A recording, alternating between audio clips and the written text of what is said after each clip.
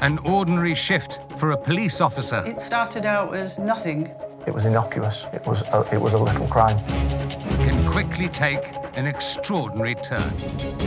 A simple traffic stop went stratospheric within 2 minutes. Speed is 70 miles an hour. He's outside the petrol station fighting with another male. A routine case. You can start off with something and it can turn into something completely different. Taser! Taser! On to your front now! Can suddenly spiral into a serious incident. Then it switched. He locked the door. She knew that something was very, very wrong here. Stand by, I think we're going to have a decamp. One got out with a baseball bat. There's a ton of cannabis in the car. They were literally on a rampage. Sometimes the most minor crimes I was looking for a stolen quad bike, found a lot more. Can crack major cases. We were now possibly looking at a serial killer.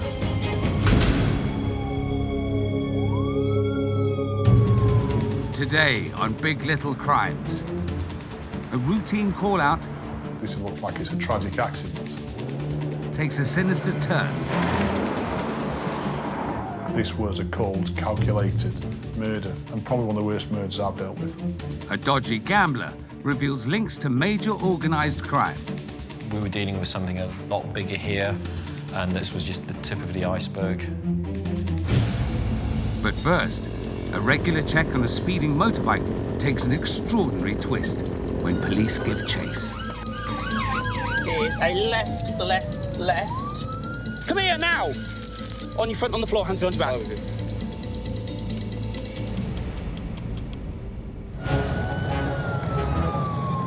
Yeah, it is now failing to stop, Ketchum Road in towards town. After nearly 2 decades catching criminals, Detective Constable Dave Bastuba thinks he's seen it all. You are going to deal with things. You are going to see things. You are going to be exposed to things that you might not have seen in your previous life. But sometimes, even he gets caught by surprise. That's what happened with one routine case, which got off to a very fast start. An officer was on patrol in uniform in a marked vehicle. And at that time, the officer saw a motorcycle come the opposite direction in Northampton town centre towards him. And he thought that motorcycle was going quite quick for being within the town centre area. So that alerted his suspicion.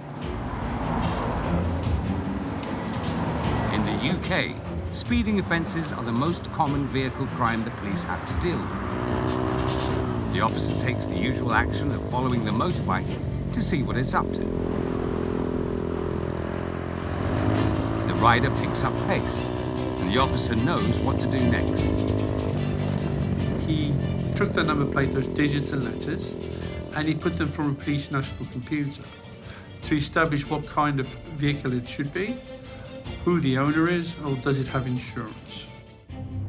It's a standard number plate check, but the response is far from routine. It came back to a Mazda vehicle, but it was clearly a motorcycle. So at this point now, the officer's suspicion is raised quite a lot. So as the officer ignited the blue lights and requested for that motorcycle to pull over, the motorcycle decided to speed up through the town centre. The chase is on, but the motorcycle refuses to stop. He runs a red light. What's he got to hide? But at this point, he did not know why the motorcycle had a Mazda registration plate or why this motorcycle failed to stop for a police officer. Yeah, I've looked the vehicle up, it is in the distance, still speed, 80, going in towards Northampton, Ketchum Road. So by heavy braking, yeah, it is now failing to stop, Ketchum Road in towards town. Speed 80, road conditions are wet, super driver, super vehicle. Which channel do you want me to remain on? Now, Ketchum Road into town, approaching Morrison's now. Is a left, left, left, Northwood Road. It's going to go onto a footpath, I can't follow. So, boys, crash, he's off and running. The suspect abandons the motorbike and flees on foot. Running, footpath, end of Northwood Road. I think he's going up towards Broadmead Avenue. Got right for a gate. Come here now! He's following us off flats. Hands behind your back. Hands behind your back. On your front. On your front, on the floor. Complying. On your front, on the floor, hands behind your back. Okay. Later, the chase isn't over. It's about to take a major turn. Go on the floor. I'm not doing it. On the floor. Get on the floor! Get on the floor! Yeah, just lamp me one. We're now running back up. That was the footpath.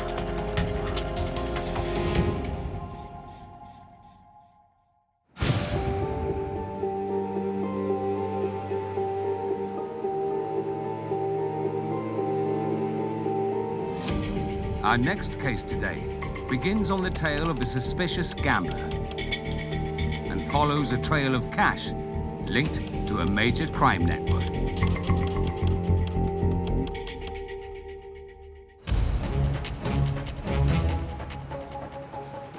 Casinos, a world of wealth, glamour, and high stakes. But where there's money, there are criminals trying to get their hands on it. And in some cases, they win big. Cracking this kind of intricate financial crime is what DS Trevor Dickey lives for. I could see that technology-enabled crime was becoming something new. So for me, that was, an opportunity to really specialise in something very, very different. He spent years in the National High-Tech Crime Unit, investigating cybercriminals. It was this expertise that helped him to crack one highly sophisticated case.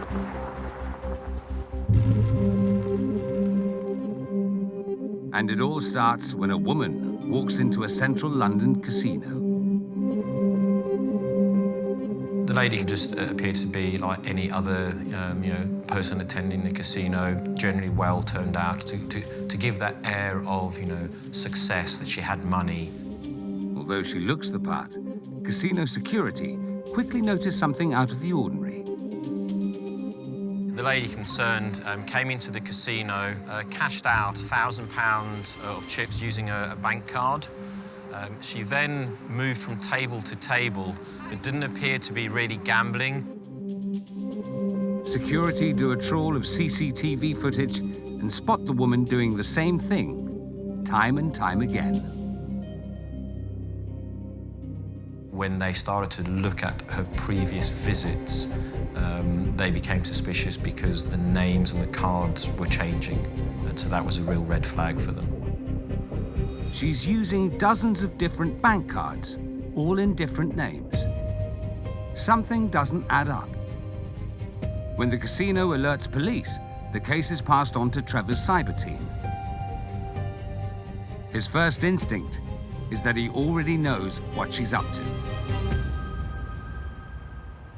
Because we'd had a number of other investigations that centred around, identity theft, online fraud, we became suspicious that she was lower level type fraud, so where she has access to the card, low values initially, but high volume. Identity fraud is one of the fastest growing crimes. More than 250,000 cases are reported to police each year. That activity can have the benefit of several thousands of pounds of fraud in one person's hands.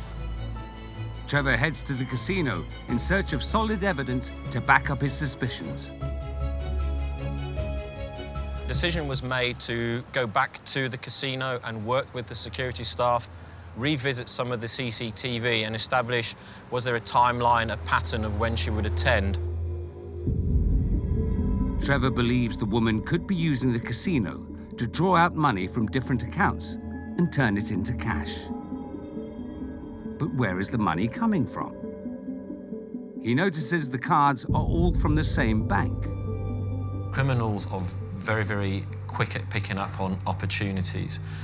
What we did notice was that it was consistently one bank, because one moving money from one account to another within the same bank probably doesn't have as many checks as if you're moving it to a different bank.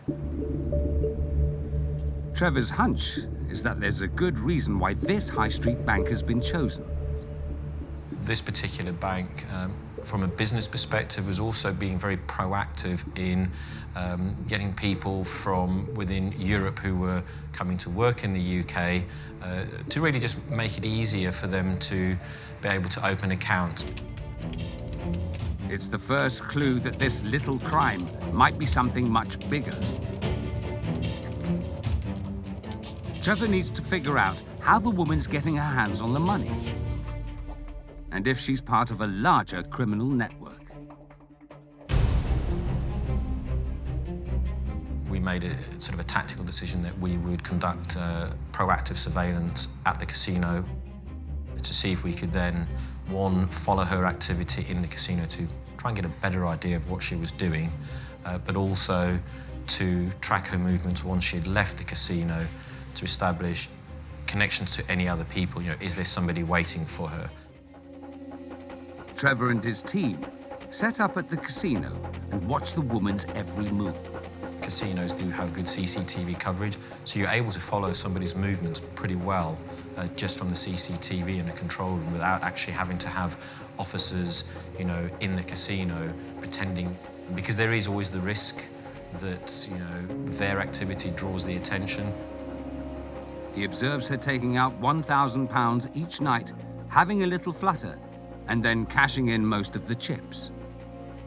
I think the purpose of her sort of drawing about £1,000 on the card is because that was under the threshold for the banks, and particularly drawing the attention. But why go to so much trouble when she could just use a cash machine? A lot of cards would have a maximum spend for the day. And so it's about timing, you know, when you use that card to be able to get the benefit of that maximum withdrawal at the time. Cash machines have a standard withdrawal limit of £300. But she's able to get out more than that to buy chips at the casino. Trevor suspects she's involved in a bigger fraud network, and he needs her to lead him to the other players. The surveillance team takes the risky decision to follow her out of the casino. But if they're spotted, officers could blow their cover and the entire case. They carefully follow her to a house where she meets a man.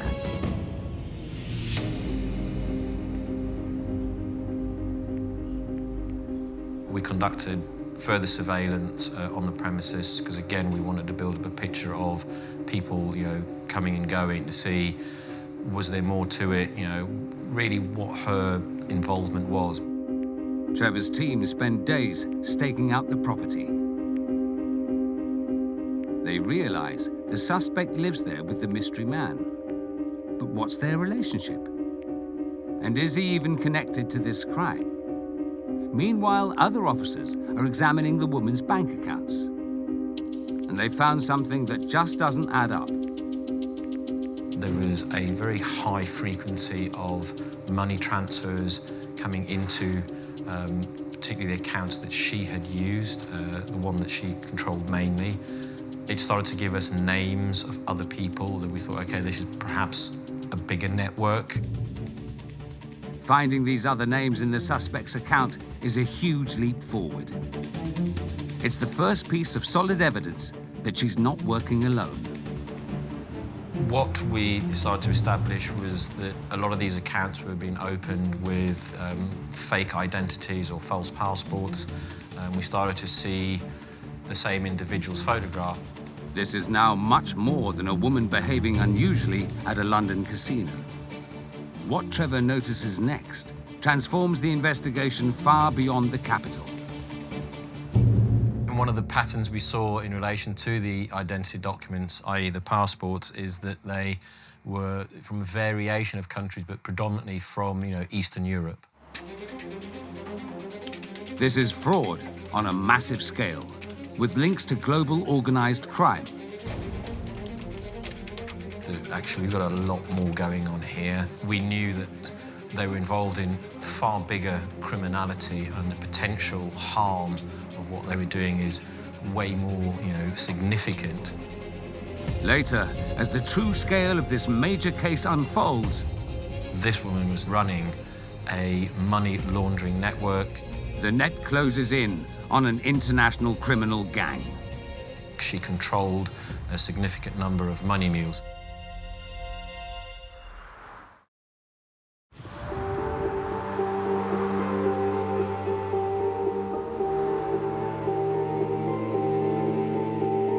Up to now, our cases have involved officers trying to keep the key suspect clearly in their sights. But in our next story, the trail is murkier and more deadly.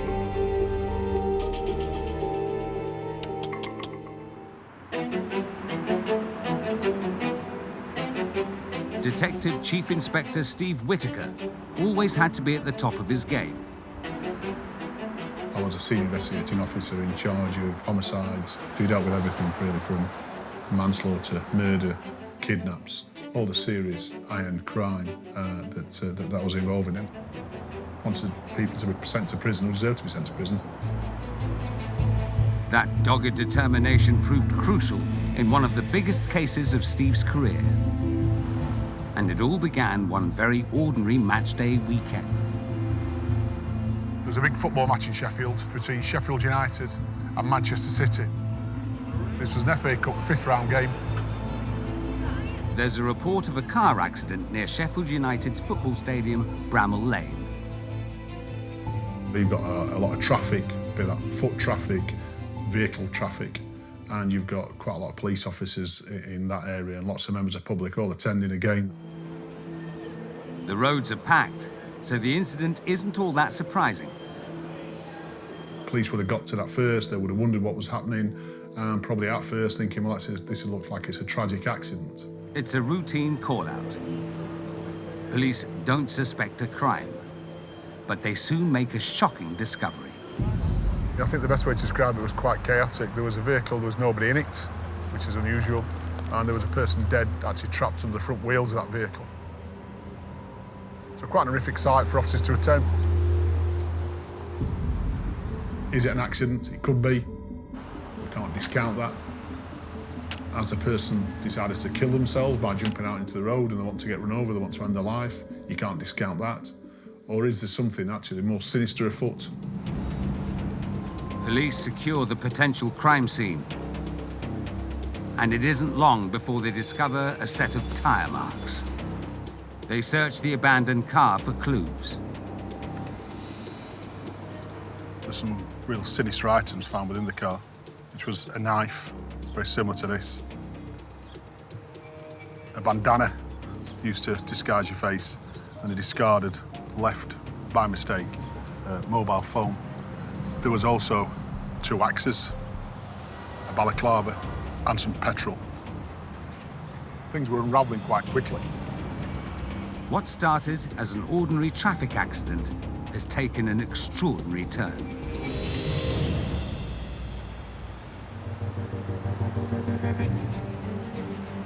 People, witnesses came forward and said that there was a man being attacked with baseball bats and hammers, with people dressed in balaclavas and their faces covered, so it became quite sinister. A woman was also seen getting out of the car and running away laughing. This is now a murder investigation, and Steve's leading the hunt for the killers. I got a phone call on the Sunday evening. I was told it's going to be a long day tomorrow. The victim is named as 30-year-old Nawajid Khan. The post-mortem reveals he had a devastating head injury. It was quite clear we needed to find out who was driving that vehicle, why he's dead, who's responsible, and joining all the dots up, really. Step 1. Who is the owner of the car? And what Steve finds next is about to transform the whole investigation. The victim's wife, Faria Khan, bought the car using a false name just a day before her husband's death. Faria Khan became a suspect, I think, quite quickly.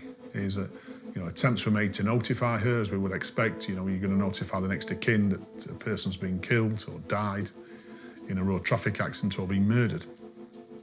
She made herself unavailable. Her family members were told she'd not come home that evening. And secondly, there's a person seen running away, fitting her description. Asian female, and certainly some work colleagues of the victim came forward and said things weren't too rosy at home, to say the least. So everything's ramping up to go towards, actually, there's something not right here. Steve's gut instinct tells him Faria is the key to this case. By Monday afternoon, I'd gone out with some of the team and we'd set up waiting for her to return home. And when she returned home, she was arrested on suspicion of murder. But now the real pressure.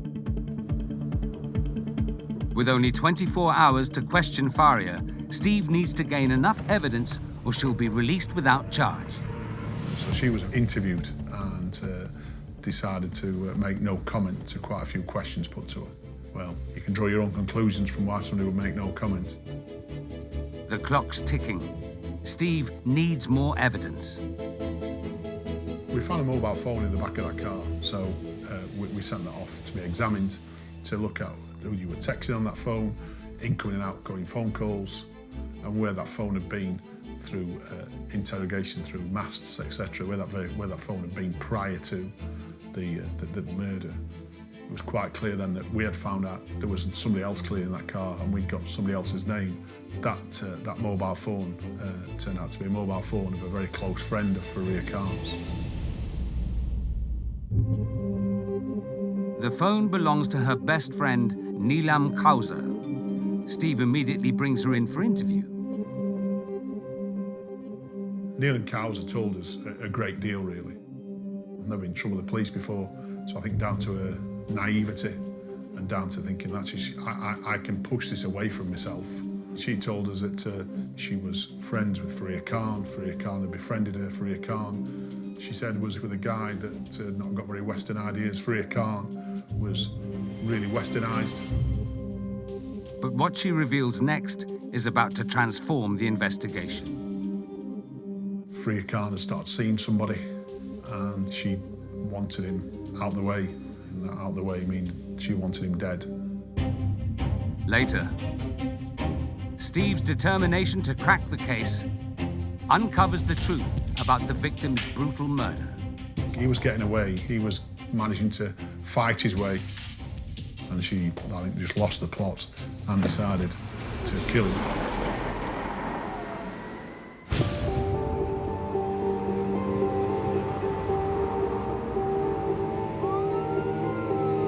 Back on the tail of a speeding motorcyclist, an everyday traffic stop is fast becoming one to remember.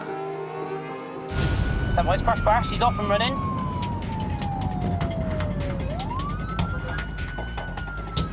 Running, footpath, end of Northwood Road. I think he's going up towards Broadmead Avenue. The dramatic chase is now continuing on foot. Got right through a gate. Come here now! Come on, let's go off the flats. Hands behind your back. Hands behind your back. On your front. On your front, on the floor. Compliant. The officers finally catch up with the suspect, but need to handcuff him and find out who he is. What's your name? What's your name? Why? Huh? Why? I'm asking your name. Get my handcuffs off. Right. You're going in handcuffs? Get the handcuffs off. Can you get the handcuffs off, please? Go on the floor. I'm not doing it. On the floor. Get on the floor! Get on the floor! Yeah, you just lamped me one. We're now running back up onto the footpath.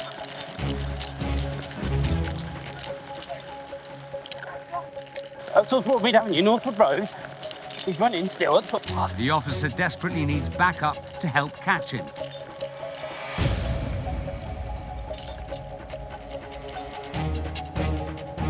A police dog handler is in the area and ready to follow the scent. It's going to have been coming out of there. He's either gone that way or that way.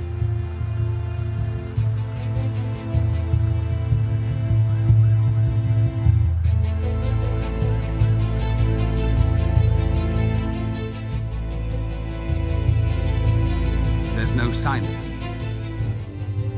Suddenly, they spot the suspect. But at this time, the male had discarded his jacket And as you turn around, you recognise the male. It's the familiar face of a local serial burglar. A minor number plate check has led police to a well-known thief. But why was he so keen to get away this time? While the man is arrested and taken back to the station, the police need to track down the jacket he ditched during the chase. The sniffer dog sets to work. The orange jacket was recovered, and inside them was a glass hammer. Now, glass hammer, we have them in our police cars as well. You can break car windows with them. They're quite strong, they have a metal point. So we found that within there, and I believe there were some gloves as well. The police know this man is a prolific burglar, and the hammer and gloves could be evidence that he's out committing more crime. They go back to the motorbike he abandoned during the chase and find more crucial evidence. Some medication with the burglar's name and date of birth on it. This is the breakthrough they needed. It confirms the rider's identity and links him to the motorbike and the jacket. The case against him is getting stronger and stronger. But who does the bike belong to? When the officer checked the engine number for that motorcycle, they established that it had been stolen a month earlier in a burglary in Kettering. From speeding to bike theft to burglary. And Dave knows all about that case. He spent the last few weeks trying to crack it. Police received a phone call that a person had come home from work and that he had a motorcycle locked up to the lamppost outside his address, but somebody had broken through his front door and taken the key for that motorcycle and had ridden it off. Now it's case closed. The suspect was caught on CCTV stealing the motorbike, and it's the same guy they have in custody. I knew exactly who he was because I had dealt with him before. But he was a prolific offender. If only he'd stuck to the speed limit, he might not have been caught this time. The man is charged with burglary, driving offences, and assaulting a police officer during his arrest. He pleads guilty and is jailed for 2.5 years.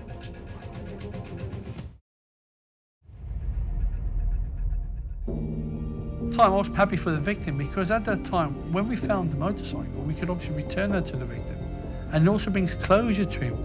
A motorcyclist in a hurry and a determined road traffic officer have led to a major criminal being put behind bars. For me, I just knew that I had dealt with a burglar who was a risk, and I had put him away, knowing that nobody else would have to be subject to his crimes anymore.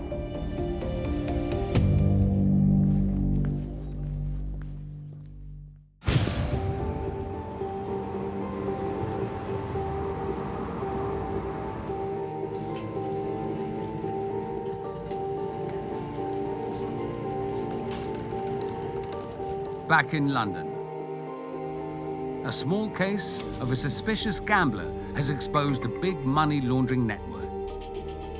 A woman has been using different cards to buy thousands of pounds of chips at a casino before becoming a bit shy at the betting tables.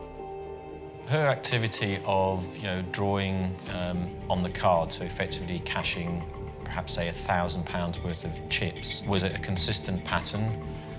She would then, maybe have a small, I would call, flutter here and there, make it look like she's gambling, but she hadn't really, spent anything. DS Trevor Dickey and his team are now staking out the house where she lives with a man. We strongly believed that the male and female were connected to each other, that they were most likely involved in a relationship. They're still unable to identify the man and whether he's involved in the fraud too. But what they do discover are lots of transactions sent from fake accounts to the woman's accounts. She then uses her bank cards to buy chips in the casino, only to cash them in later in the evening. Trevor knows exactly how the money laundering gang work, but where is the money coming from? we can stop this at its early stage, we can prevent, a lot more harm. It's a very challenging thing to do. We need to get to the bottom of this because we need to stop this happening. The accounts set up with fake IDs have addresses linked to them. So Trevor puts each of the houses under surveillance. We started to build up this intelligence picture of addresses sort of scattered throughout, North London, South London, South East London. The people who live there all have one thing in common. They're the same people, mainly Eastern European, who set up the fake bank accounts used to transfer cash to the main suspect. She controlled a significant number of money mules. Money mule is really just a play on a drugs mule, somebody who moves money. In North London, the surveillance team still have eyes on the female suspect and the mystery man. Trevor is about to make an astonishing discovery. A photo of the man is matched on the police database. He's Russian, and it's believed he has ties to bigger organized crime. It was clear that this individual had been involved in this sort of activity for quite some time, and that the female at that same address was clearly his partner in crime. With the discovery that a criminal gang could be involved, Trevor decides it's time to act. We put together a plan of what we call a day of action, where we're going to execute search warrants at multiple addresses. In the early hours of the morning, the police take the fraudsters by surprise.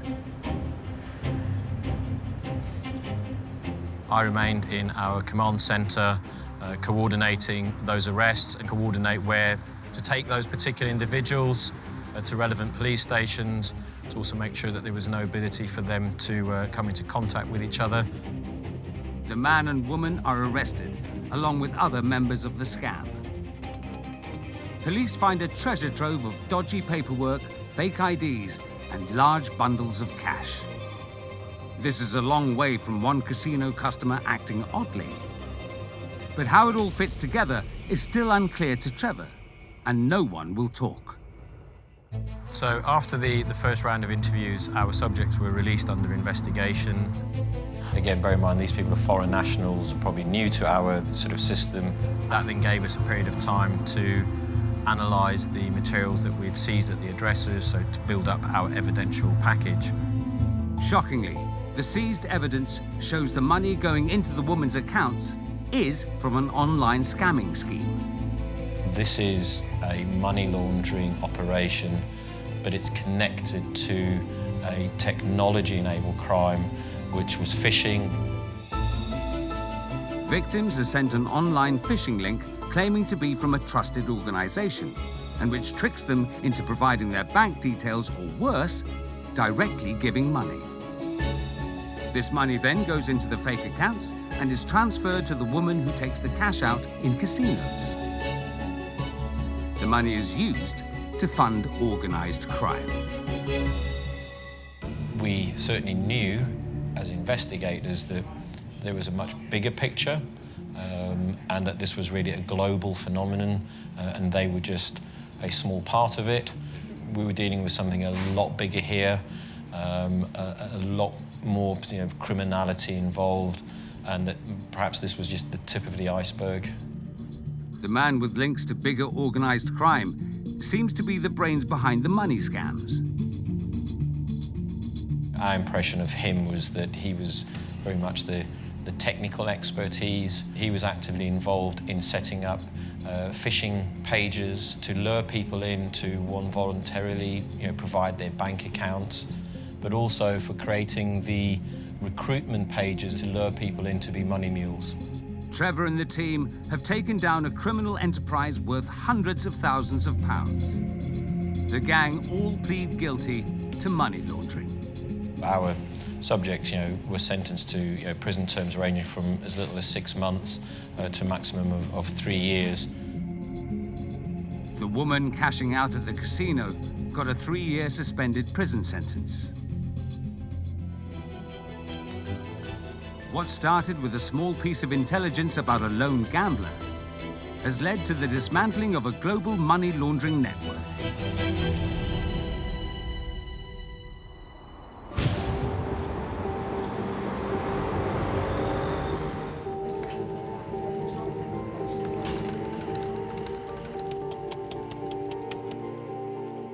There's one more case to close today, where a routine traffic call-out on a busy match day has spiraled into a murder investigation led by DCI Steve Whitaker.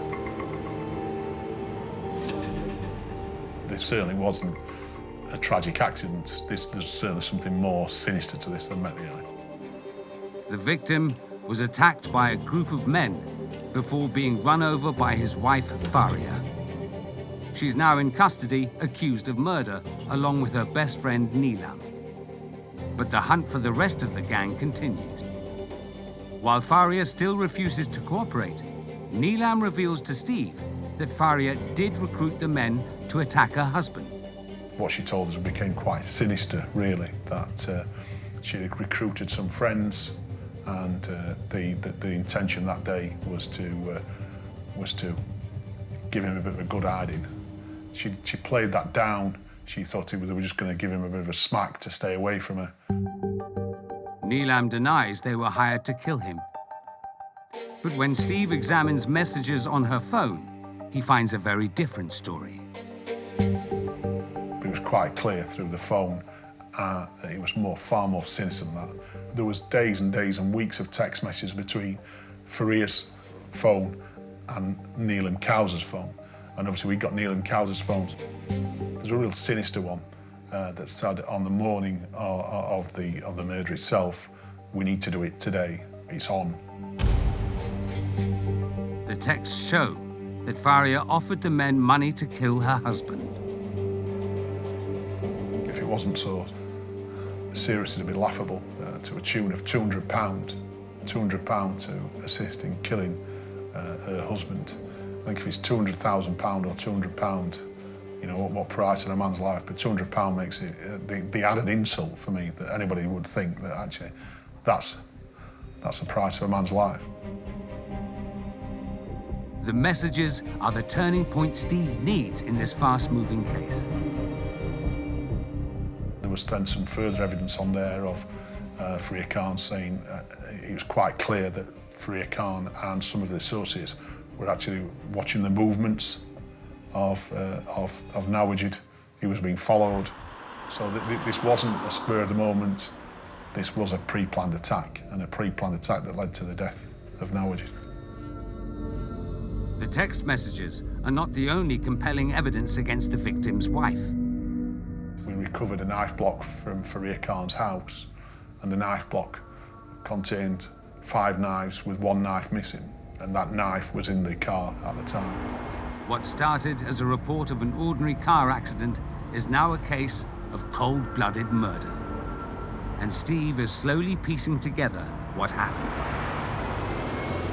Nawajid was on his way to the takeaway where he worked, not realising his wife was planning to murder him that day.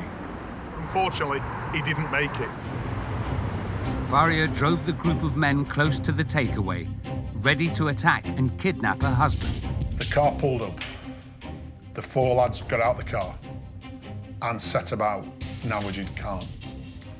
And they set about him with baseball bats and hammers. Faria watched from her car as the attack happened.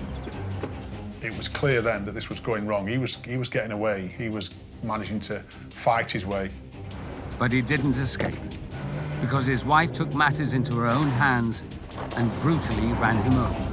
He, I think, just lost the plot and decided to kill him, and to kill him in front of lots of witnesses, lots of young children, lots of people that are travelling to a football match. I don't think she cared at that stage. I think she just lost her mind and decided, that's it, I'm going to do it, I've had enough. And she decided to kill him. This was a cold, calculated murder, and probably one of the worst murders I've dealt with. Steve has enough evidence to charge Faria and her friend Neelam with murder.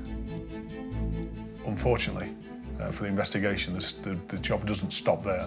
We've got other people to look at and other people to bring into custody. Based on the text message evidence and witness statements from the scene, he's identified the men paid to carry out the attack. Now he needs to track them down.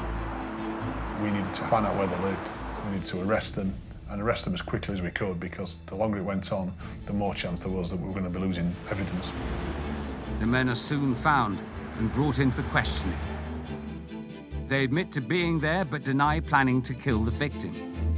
We're trying to distance themselves, saying it wasn't me. We were just going to give him a smack, not to kill him. But thanks to witnesses who saw the attack on the victim and physical evidence found in the car, the men are charged with murder. Steve and his team prepare the case for trial. If you're concerned as an officer in the case or a senior investigating officer, have you got enough to make a jury sure? Do they think beyond reasonable doubt that your case is watertight, that they can find them guilty? As a greedy police officer, you always want that bit more. And lo and behold, we did get a bit more. Weeks later, out of nowhere, Steve gets a call from Doncaster Prison. One of the men was charged with the murder, then went on remand.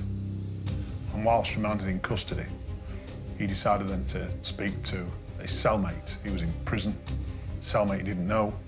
And again, it just shows what a bit of a fantasy world that these people live in. He then decided to tell him everything about the case.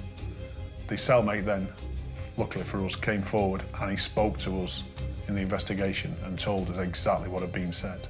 That yes, they had gone that day. The intention was to get him in the car and the intention was to murder him that day. It's more strong evidence to put before a jury. The trial lasts 8 weeks. Finally, the defendants are found guilty. Freya Khan was sentenced to life imprisonment with a minimum of 20 years. Neil and Cowser, she got life imprisonment with a minimum of 14 years. And the men, 2 of them were found guilty of murder. They got life imprisonment with a minimum of 17 years each. And 2 of the other boys in the car were found guilty of lesser offences, and they received between 7 and 8 years imprisonment as well. What looked to be an unusual road traffic accident turned out to be a brutal and premeditated murder. She put all this together. She got people, recruited people and organised this. And this is a woman now who showed throughout the trial absolutely not one shred of remorse. From an ordinary accident at a football match to a carefully planned killing. She was a cold, calculated woman.